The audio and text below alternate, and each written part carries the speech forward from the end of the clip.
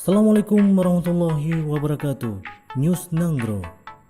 Camat Indrapuri Dr. Andes Zuhri melakukan pelantikan dan sumpah jabatan Kecik Gampong Lam Ili Masjid, Kecamatan Indrapuri, Kabupaten Aceh Besar, masa jabatan 2018-2024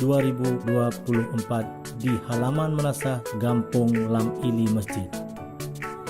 Camat Indrapuri meminta kepada Kecik Yuliadi SA yang terpilih untuk kedua kali ini agar terus membangun keharmonisan dan merangkul seluruh lapisan masyarakat di Gampong. Kecik punya 3 tugas pokok utama, iaitu memimpin penyelenggaraan di Gampong, mengkoordinasi pelaksanaan pembangunan dan mengkoordinasikan kegiatan kemasyarakatan termasuk sosial, budaya dan agama di Gampong.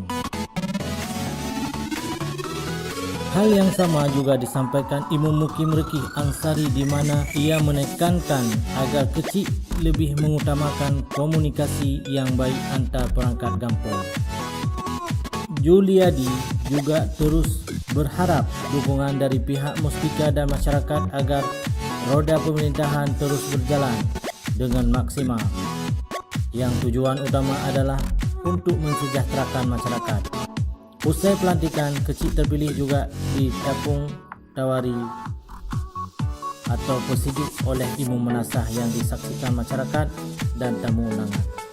Turut hadir pada kesempatan tersebut unsur Muspika Kecamatan Indrapuri yang terdiri dari Kapolsek, Sekcam Baru Indrapuri Dr. Andes Abdul Bahri, Kasih Tata Pemerintahan Adlan, Kasih Pembangunan Masyarakat dan Gampong PMG Mahdi, Ketua Panitia Pemilihan Kecamatan PPK Indrapuri Fakhrizal SPDI, Kecik Gampong Lam Ili Tengah, Rekih Dayah Lam Ili Ganto dan para tokoh Gampong Lam Ili Masjid.